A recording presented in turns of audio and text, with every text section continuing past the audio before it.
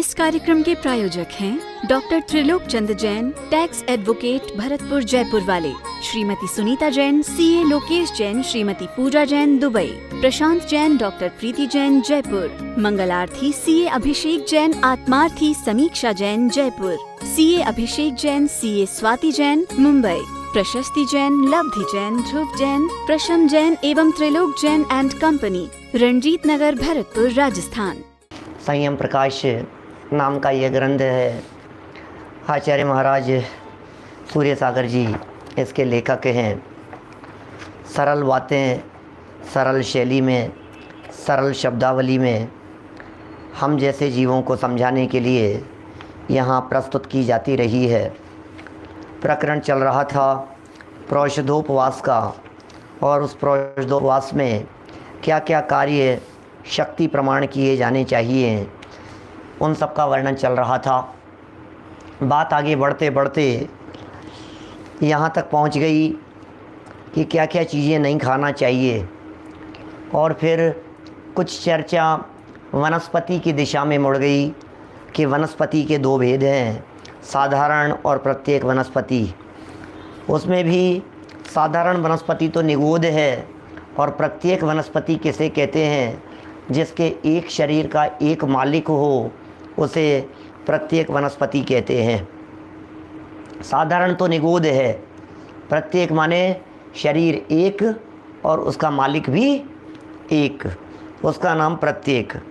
और फिर उसमें भी उनकी उत्पत्ति को लेकर कई तरह के भेद कर दिए गए थे। मूलज, अग्रज, पर्व, कंद, स्कंधज, बीज, सम्मूर्छन, कितनी तरह से इन चीज़ों की उत्पत्ति होती है। मूल से उत्पन्न हो वो मूलज है, अग्रभाग उत्पन्न हो वो अग्रज है, पर्व से हो वो पर्वज है, कंद हो स्कंदज हो, हैं बीज से हो, गेहूँ आदि के बीज होते हैं, गेहूँ वगैरह के माने बीज के रूप में उनको बोया जाता है, वो बीज वाली हैं। इसी तरह से सम्मूर्छन जो वातावरण से पैदा होते हों वे सब सम्मूर्छन कहलाते हैं। और सम्मूर्छन में घास वगैरह जो हैं इन्हें सम्मूर्छन में शामिल किया। देखिए अब आगे बढ़ते हैं थोड़ा और। सप्रतिष्ठित प्रत्येक और अप्रतिष्ठित प्रत्येक के लक्षण बतलाते हैं। बस इनके लक्षणों को बतलाकर, इनके लक्षणों को पढ़कर आज हम पहुँचेंगे ऐसे नियमों की तरफ जो घर में, परिवार में, गृहस्थी में रहते हुए छोटे छोटे से नियम हम कैसे ले सकते हैं, माने किस तरह से अपने आप को कंट्रोल किया जा सकता है, अपने आप को नियमों में बांधा जा सकता है। ये कुछ चर्चा आज हम करने वाले हैं आपके बीच में। पहले थोड़ी सी संक्षिप्त चर्चा है सप्रतिष्ठित प्रत्येक और अप्रतिष्ठित प्रत्येक के संदर्भ में। पेज नंबर 569 निकालिए। सप्रतिष्ठित प्रत्येक और अप्रतिष्ठित प्रत्येक का लक्षण। गोमटसार जीवकांड की 187 नंबर की गाथा है, और फिर 188 नंबर और 189 ये तीन गाथाएं यहाँ प्रस्तुत की है। गूढ़ सिर संधि पवम समभंग महीरुहम छिन्न रुहम साहारणम शरीरम तविवरीयम च पतेयम। जिस वनस्पति की शिरा, संधि, पर्व अप्रकट हों, जिसके तोड़ने का समय भंग होता हो, समय लिखा है, समय नहीं हो करके ये सम शब्द होना चाहिए, समभंग होता हो। समय भंग लिखा है ना, यह नहीं आएगा क्या? समभंग होता हो, दोनों टुकड़ों में तंतु न लगा रहे, छेदन करने पर भी जिसकी पुनः वृद्धि हो जावे, उनको सप्रतिष्ठित प्रत्येक कहते हैं। इसका दूसरा नाम अनंतकाय भी है। इससे विपरीत लक्षण होने पर वही वनस्पति अप्रतिष्ठित प्रत्येक कहलाती है। देखिए आपके ख्याल में आई होगी बातें, ये सब शिरा, संधि, पर्व अप्रकट हों, शिराएं नहीं निकली हो, उसकी संधि प्रकट नहीं दिखाई देती हो, हैं, और पर्व वगैरह अप्रकट दिखाई देते हों, इस तरह की बातें जिसमें हों, माने कच्ची हो। अपन लोग तो कम करते हैं, लेकिन बहुत सारे हमारे साथियों में से करते होंगे शायद। कच्ची चीज़ देख करके लाओ, कच्ची फली होनी चाहिए, कच्ची ककड़ी होनी चाहिए, बहुत छोटी छोटी सी होनी चाहिए, कच्ची कच्ची होनी चाहिए।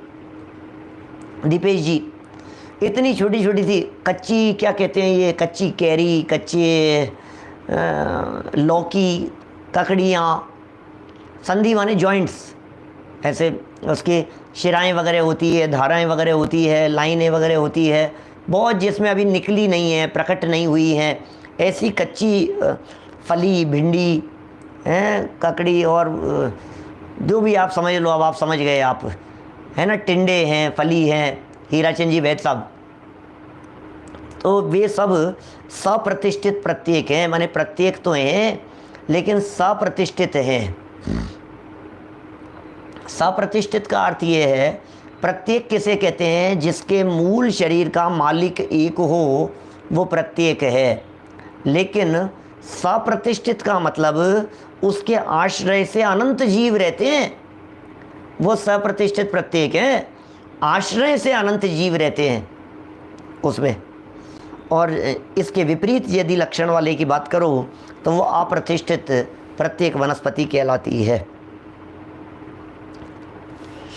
मूले कंदे छल्ली पवाल साल दल कुसुम फल बीजे समभंगे सादिनंता असमे सदी होंति पते यहाँ। जिस वनस्पति के मूल, कंद, छाल, कोपल, टहनी, पत्ते, फूल तथा बीजों को तोड़ने से समान भंग हो, उसको सप्रतिष्ठित प्रत्येक वनस्पति कहते हैं। जिनका समान भंग न हो उसको अप्रतिष्ठित प्रत्येक कहते हैं। ये जैसी बात जो ऊपर कही गई है उसी तरह की बात आ गई यहाँ भी। फिर और आगे बढ़ते हैं। कंदस्व मूलस्व साला खंदस्व वावी बहुलतरी छल्ली साणंत जिया पत्ते ये जिया तु तणु कदरी। जिस वनस्पति के कंद, मूल, क्षुद्र, शाखा या स्कंद की छाल मोटी हो उसको अनंत जीव सप्रतिष्ठित प्रत्येक कहते हैं। और जिसकी छाल पतली हो उसको अप्रतिष्ठित प्रत्येक कहते हैं। अब ये छाल वगैरह के संदर्भ में और इस तरह की बातें हैं, ये सब आयुर्वेद वाले विशेष रूप से और जानते हैं और गहराई से। अपने लिए तो जो ऊपर लक्षण बतलाए हैं थोड़ा सा स्पष्टीकरण नीचे पढ़ लेते हैं अपन, लेकिन मोटा मोटा अपने को ज़्यादा कच्ची कच्ची चीज़ें, लाइनें नहीं दिख रही है और बहुत ऐसे टिंडे, भिंडी वगैरह इस तरह की जो चीज़ें हैं, ककड़ी वगैरह, उनमें थोड़ा सावधानी रखनी चाहिए, वही अपने लिए प्रयोजनभूत है। ऊपर की गाथाओं से यह बात स्पष्ट हो जाती है कि हरित वनस्पति किस हालत में अनंतकाय अथवा सर्वथा अवक्ष्य रहती है और किस हालत में श्रावक को विचार कर ग्रहण करने योग्य हो जाती है। हरित वनस्पति का यथाशक्ति त्याग सर्वथा उचित है, और यही तो कारण है कि अष्टमी चतुर्दशी के दिन हरित काय का सेवन नहीं करते। क्या माने अष्टमी चतुर्दशी के दिन हरित काय का सेवन नहीं करते? वास्तव में तो हरी वनस्पतियाँ जीव से ही होगी ना। क्या जैसे मान लीजिए पक जाते हैं तो उनमें जीव निकल जाते हैं, जो पक जाते हैं उनमें जीव निकल करके चले गए हैं। अब आप कहेंगे सब जीव मरे तो उसी में थे, तो फिर वो जीवों का शरीर हो गया कि नहीं? वो एकेंद्रीय जीवों की बात है, इसलिए एकेंद्रीय जीवों के शरीर में भक्षण करने में किसी तरह का निषेध नहीं है। हमारे यहाँ जनागम में एकेंद्रीय जीवों के शरीर को भक्षण योग्य कहा गया है, खाने योग्य कहा गया है। दो इंद्रिय जीवों के शरीर को खाने योग्य नहीं कहा गया है। जैसे हम अनाज भी खाते हैं, गेहूँ भी खाते हैं, तो गेहूँ भी एकेंद्रीय जीव का शरीर रहा है, पता है आपको? गेहूँ है, दाल है, चावल है, ये सब एकेंद्रीय जीवों का शरीर रहा है। तो एकेंद्रीय जीवों का शरीर सारी वनस्पति से उत्पन्न होने वाली, प्राप्त होने वाली जितनी भी चीज़ें हैं, जो गेहूँ, दाल, चावल, जो कुछ भी आपको मिल रहा है, ये सब वनस्पति से प्राप्त हो रहा है। खेती होती है इनकी, लेकिन है शरीर उनका, तो खाने योग्य है, अचित तो हो जाता है वो। अभी ये जो कही है बात यहाँ एक इंद्रिय के संदर्भ में। अब यदि दो इंद्रिय जीव हो जाता है तो बोले यदि दो इंद्रिय जीव होगा तो उसके शरीर को तो मांस कहते हैं, और दो इंद्रिय जीव के शरीर में निरंतर जीवों की उत्पत्ति होती रहती है। इसलिए दो इंद्रिय जीव जहाँ उत्पन्न हो जाते हों, हम जब जब ऐसे प्रसंग आते हैं हम द्विदल भी याद दिलाते हैं आप लोगों को। माने आलू खाने में एक इंद्रिय जीव का दोष लग रहा है घात का, और द्विदल के अंदर त्रस जीवों के खाने का दोष लग रहा है। तो जो साधारण तथा व्रती श्रावक अपनी जिह्वा इंद्रिय को दमन करने के लिए या भोगोपभोग परिमाण व्रत के अंतर्गत ऐसी प्रतिज्ञा पालते हैं, कौन श्रावक है? व्रती श्रावक है, जिह्वा इंद्रिय के दमन करने के लिए कर रहे हैं। हम ये प्रवृत्ति किस लिए है, खान पीन पर कंट्रोल किस लिए लगाया, ये संयम किस लिए लिया गया? इस संयम के पीछे एक ही हेतु है। इस संयम के पीछे हेतु है कि हम जिह्वा इंद्रिय का दमन करें, रसना इंद्रिय को जीतें, रसना इंद्रिय पर कंट्रोल करें, ये हेतु है इसका। तो ऐसी प्रतिज्ञा पालते हैं कि हम अष्टमी, चतुर्दशी, अष्टानिका तथा 10 लक्षण में हरी वनस्पति नहीं खाएंगे। ऐसे होते हैं श्रावक, नहीं खाते हैं। हम लोग भी कहाँ इन सब चीज़ों का पालन करते, बतलाओ। मतलब बहुत अष्टमी जैसे 10 लक्षण पर्व चल रहे हैं तो 10 लक्षण के दिनों में हरी नहीं खाते, है ना। अष्टमी चतुर्दशी के दिनों में हरी नहीं खाते। तो इन चीज़ों का पालन यथासंभव किया जाना चाहिए। इससे आप व्यर्थ के पापों से बचते हैं। पाप से बचने पर कोई धर्म हो गया हो ऐसा हरगिज नहीं समझ लेना, क्योंकि इस तरह के पापों से अनंत बार बचा है, पहले भी अनंत बार बचा है। अनंत बार इसने हरि का त्याग किया है, अनंत बार इसने और जीवों की करुणा की है, अनंत बार इसने पर जीवों की सुरक्षा की है, अपनी सुरक्षा आज तक नहीं की। इसलिए सामान्य सदाचार है,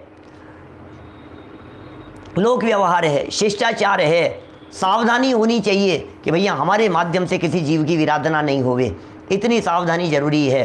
हृदय में करुणा बुद्धि होनी चाहिए, और ये करुणा बुद्धि साधक जीव के जीवन में निश्चित ही होती है, क्योंकि वो साधक व्यक्ति बराबर इस चीज़ को जानता है कि मैं जो जैसा आत्मा हूँ, जिस आत्म तत्व का मैं अनुभव करता हूँ, वही आत्म तत्व की स्थिति, वही आत्म तत्व इस एकेंद्रीय जीव के भी पास में है। एक इंद्रिय जीव भी वही है, ये दो इंद्रिय जीव भी वही है। हो सकता है ये दो इंद्रिय जीव मेरे से पहले परमात्मा बन जाए, हो सकता है ये एक इंद्रिय जीव, दो इंद्रिय जीव जो इसमें अनंत जीव हैं, पता नहीं कौन कब परमात्मा बन जाए। अरे भविष्य के अनंत भगवान इनमें बैठे हुए हैं, ऐसा विचार करता है वो। विचार आते हैं उन्हें, इस तरह के ज्ञानियों को विचार आते हैं। अष्टमी चतुर्दशी के दिन, अष्टानिका 10 लक्षण पर्व के दिनों में प्रतिज्ञा पूर्वक हरित काय का त्याग करना चाहिए। भावना भानी चाहिए कि हम हरित काय का त्याग कर देवे। देखिए इस परंपरागत सदाचार को आजकल कई धर्मात्मा कहलाने वाले व्यक्ति व्यर्थ या अनुचित कहकर शिथिल बनाने का प्रयत्न करने लगे हैं। अरे यार इनमें क्या दम है, अरे यार इनमें क्या दम है। लो अब क्या कहें, बहुत से लोग इस तरह की बातें करते हैं, इनमें क्या दम है, इनमें कोई धर्म तो होता नहीं है। तो धर्म नहीं होता है तो भाई करने योग्य कार्य है क्या? मैं कहता हूं किसी जीव को बचाने में धर्म नहीं होता, तो क्या मारने में धर्म होगा क्या? आप ये कह रहे हो कि साहब हमने ये काम किया तो इससे साहब हम कोई, इससे कोई धर्मात्मा तो होते नहीं है, इसलिए आलू छोड़ दिया तो धर्मात्मा तो होते नहीं है, तो फिर आलू खाने वाले तो हो जाएंगे धर्मात्मा। बात 100% सही है। आलू छोड़ देने से धर्मात्मा नहीं होते, रात्रि भोजन छोड़ देने से धर्मात्मा नहीं होते, जमीकंद का त्याग कर देने से धर्मात्मा नहीं होते, कितना भी व्रत नियम संयम पाल लेवे इससे धर्मात्मा नहीं होते। बात 100% 16 आने सच्ची है। लेकिन इसके बावजूद भी क्या इन सारी प्रवृत्तियों रूप खोटा आचरण करने से उससे निहाल हो जाएगा? ये संयम तो पालन करना ही पड़ेगा। आवश्यक तो एक ही है, अपने शुद्धात्म तत्व को जानना। प्रयोजन भूत तो वही है, लेकिन उस प्रयोजन भूत के साथ साथ में यदि ये सब भी होता है तो उस प्रयोजन भूत की प्राप्ति अधिक सुलभ हो जाती है, वो अधिक सुलभ है। ये विचारणीय बातें हैं भाई साहब। ये कह रहे हैं धर्मात्मा कहलाने वाले लोग शिथिल हो जाते हैं, रात को खा रहे हैं और कह रहे हैं कि साहब हम तो धर्मात्मा हैं, हम तो, अरे कोई आत्मा कोई खाता ही नहीं है, आत्मा खाता पीता नहीं है। अरे तुम्हारे पास में रखो, आत्मा खाता पीता नहीं है, इस बात को पहले बाह्य जीवन सुधारो। हमारे गुरुदेव श्री ने जीवन भर जैसा उत्कृष्ट से उत्कृष्ट संयम का पालन किया, वैसा संयम आज दुर्लभ है इस दुनिया में देखना। इतना उत्कृष्ट संयम पालन किया है उन्होंने अपने जीवन में, इतना उत्कृष्ट संयम का पालन किया है सब तरह से। विपुल भाई कंदी जी, इतना उत्कृष्ट रीति से गुरुदेव ने संयम का पालन किया, हम उसके नाखून बराबर ही पालन नहीं कर सकते, इतनी दृढ़ता से उन्होंने पालन किया है। और पालन भी करते रहे और साथ में ये भी कहते रहे धर्म न थी, एम धर्म न थी, एम धर्म न थी, इसमें धर्म नहीं है, ये शुभ भाव है, ये जड़ है, ये जड़ की क्रियाएं, अरे इसमें धर्म नहीं है। ऐसा है, होता है भाई साहब। ज्ञानी जीव पालन करते रहते हैं और पालन करते करते भी कहते रहते हैं अभिमान नहीं हो अपने माथे पर, अभिमान नहीं हो, अरे इसमें क्या है। सब बैलेंस था उनके जीवन में। देखिए साहब, ओम प्रकाश जी योगी साहब क्या लिख रहे हैं यहाँ पर, ये लिख रहे हैं आजकल कई धर्मात्मा कहलाने वाले व्यक्ति व्यर्थ या अनुचित कहकर शिथिल बनाने का प्रयत्न करने लगे हैं। अरे ये कहने का अधिकार किसको है कि रात्रि भोजन में धर्म नहीं है, रात्रि भोजन त्याग में धर्म नहीं है, ये कहने का अधिकार उसे है जो रंच मात्र भी रात्रि में आहार ग्रहण नहीं करता हो। आलू त्याग में धर्म नहीं है, ये वो व्यक्ति कहे जिसने आलू त्याग कर रखा हो, जिसने बाजार की वस्तुओं का त्याग कर रखा हो, उसके बाद वो कहे कि इसमें धर्म नहीं है तो शोभा देता है। तुम्हारे तो सब खान पीन चलता है और फिर कहते हो धर्म नहीं है, बकवास करते हो, ऐसा चलेगा नहीं। ये पोपा भाई का राज नहीं है यहाँ, ये सब उल्टी सीधी बातें हैं। पहले दृढ़ता से पालन करो और दृढ़ता से पालन करते करते ये कहो कि इसमें कुछ दम नहीं है। ऐसा यथार्थ जीवन होता है ज्ञानियों का। देखिए, तथा अनेक सारहीन कुतर्कों से भोले श्रावकों की प्रतिज्ञा हानि करा देते हैं। ऐसे लोग हैं बहुत दुनिया में, ऐसे कई व्यक्ति जिन्होंने पहले पर्व के दिवसों में आजन्म हरी न खाने की प्रतिज्ञा ले रखी थी, अब पर्व के दिवसों में हरी सब तरह की पकाकर वे कच्ची भी खाने लग गए हैं तथा कहने लगे हैं हम पहले इस हरित काय में जीव समझते थे तथा आजकल के त्यागी लोग उसमें जीव नहीं बताते। हमें भी ऐसा श्रद्धान हो गया है, इसलिए अब हरित छोड़ने की कोई आवश्यकता नहीं रही इत्यादि। हम लोग क्या क्या बताएं भाई साहब, आजकल की कहाँ की बातें और कहाँ के लोग कैसी कैसी बातें करते हैं। जरा सुनिए और बातें कहते हैं। सो बुद्धिमानों को विचारना चाहिए कि क्या जैनियों के सिद्धांत इतने कच्चे या ढीले ढाले हैं कि कल तक तो संपूर्ण जैन समाज अष्टमी चतुर्दशी को हरि त्याग में पुण्य समझता था, आज ये मामूली सी बात या फालतू त्याग नियम समझा जाता है, सो भी साधुओं के द्वारा। ये क्या हो गया, ये इतना हल्का है ये जैन दर्शन, ये जैन सिद्धांत। सुनो, एक बात समझ लेना, जैन सिद्धांत त्रैकालिक होते हैं। जैन सिद्धांत तीनों कालों में एक जैसे हैं। जैन सिद्धांत अनचेंजेबल हैं। जैन सिद्धांत कभी नहीं बदलते हैं। जैन सिद्धांत ऋषभदेव के ज़माने में भी वही थे, आज भी वही हैं और अनंत काल बाद भी वही रहेंगे। अरे सिद्धांत कभी बदला नहीं करते, जो बदल जाए उन्हें सिद्धांत नहीं कहते। एक होए तरण काल मां परमारथनो पंथ, एक ही मार्ग है, एक ही रास्ता है, एक ही बात है, दूसरी कोई बात ही नहीं है, दूसरापन होता ही नहीं है। आलू में आज अनंत जीव हैं, अरे ऋषभदेव के समय में भी अनंत जीव हुआ करते थे, भविष्य में भी उसमें अनंत जीव होंगे। पहले भी हमारे भगवान वीतरागी सर्वज्ञ थे, आज भी हमारे भगवान वीतरागी सर्वज्ञ हैं, भविष्य में भी वीतरागी सर्वज्ञ ही होंगे। वीतरागता ही भूतकाल में धर्म था, आज भी धर्म है और भविष्य में भी वीतरागता ही धर्म होगा। बदलता नहीं है, कभी नहीं बदलता है। हमारे अनंत भगवान पहले कुछ और होते होंगे और आज कुछ और हो जाएंगे, बोले ऐसा नहीं होता। सिद्ध भगवान पहले उनका स्वरूप कुछ और होता होगा, वर्तमान में कुछ और होने लग गया और भविष्य में सिद्धों का स्वरूप कुछ और हो जाएगा, ऐसा नहीं हो सकता।